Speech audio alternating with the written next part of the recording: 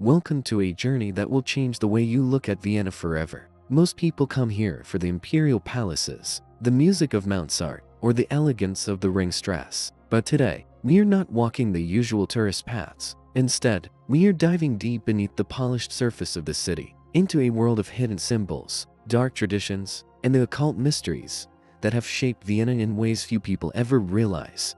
Vienna is a city where every corner seems to whisper secrets. The grandeur of St. Stephen's Cathedral hides crypts filled with bones and echoes of centuries-old rituals. The coffee houses, where intellectuals once gathered, were not only the birthplaces of psychoanalysis and philosophy, but also spaces where secret societies exchanged coded messages. The majestic Schwerin Palace, beloved summer residence of the Habsburgs, has layers of astrological and esoteric significance built into its very gardens. Let's begin at the heart of it all, St. Stephen's Cathedral. Rising above the city, its Gothic spires are not only symbols of faith but also of something far older, far stranger. Look closely at the stone carvings, grotesque faces, alchemical creatures, and hidden references to the struggle between light and darkness. Inside, the pulpit designed by Anton Pilgrim is surrounded by a swirl of symbolism, strange faces peering from staircases, figures that seem almost demonic, as if guarding forbidden knowledge. Beneath the cathedral lies a network of catacombs. Walking there feels like stepping into another realm, where the whispers of the dead mingle with the cold air of centuries. Some say these tunnels were once used not just for burials but also for secret rituals, hidden from the eyes of the church itself. Now imagine Vienna in the 18th century, when the city was alive with both enlightenment and superstition. The Habsburg emperors ruled with absolute power, but even they turned to mystics, astrologers, and alchemists for guidance. Empress Maria Theresa herself, well known for her strong Catholic piety, surrounded herself with advisors who studied the stars. Her court was a place where rational politics and occult knowledge often intersected in subtle, secret ways. Perhaps the most famous of Vienna's occult figures was Count Alessandro Cagliostro, a mysterious adventurer, healer, and magician. Cagliostro appeared in Vienna in the 1780s. He promised cures, spoke of hidden wisdom, and dazzled high society with seances and rituals. Some called him a fraud. Others believed he truly had powers that defied explanation. Wherever he went, rumors of secret societies followed, especially the shadowy order of the Freemasons and even stranger, more arcane brotherhoods. Vienna, with its intellectual elite and fascination for the unknown, was the perfect stage for his performances.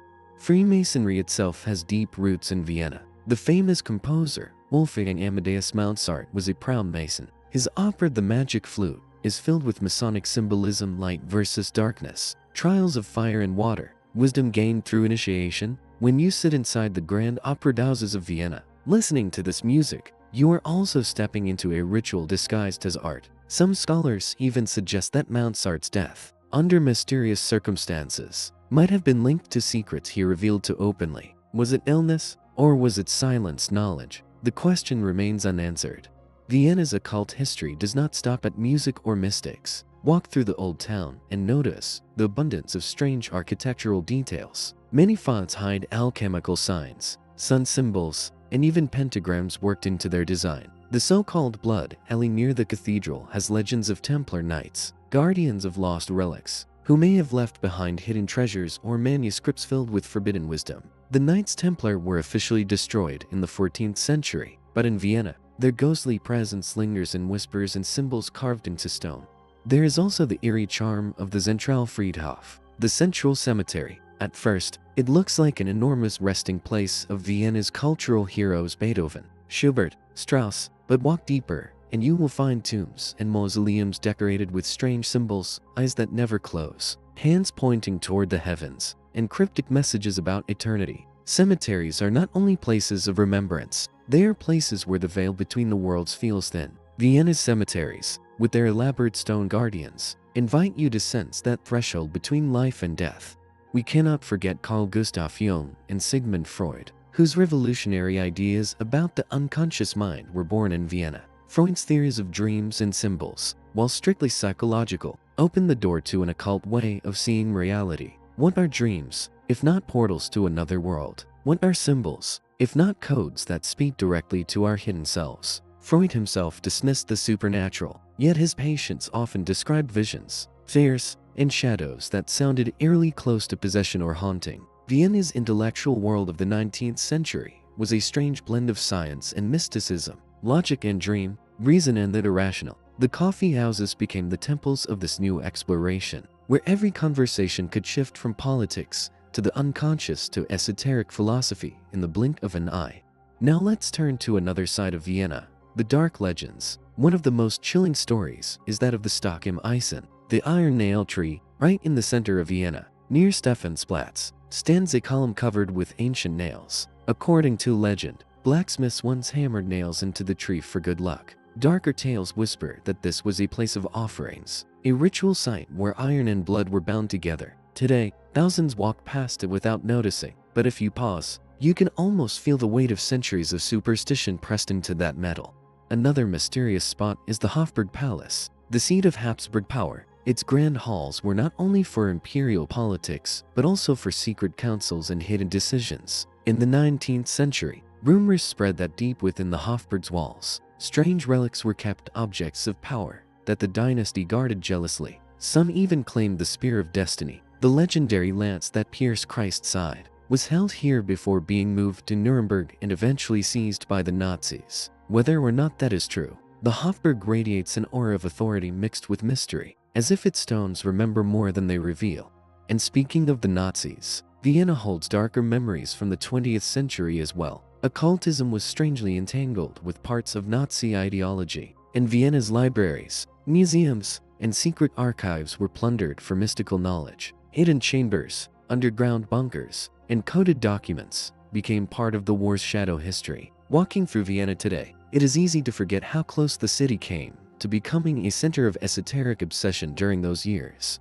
But amidst all this darkness, Vienna also carries the light of transformation. Esoteric movements of the 19th and 20th centuries, such as Theosophy and Anthroposophy, found fertile ground here. Rudolf Steiner, who founded Anthroposophy, studied in Vienna and shaped a spiritual movement that blended science, art, and mysticism. His legacy still influences education, architecture, and even farming today. Vienna, in this sense, is not only a city of secrets but also a birthplace of spiritual rebirth.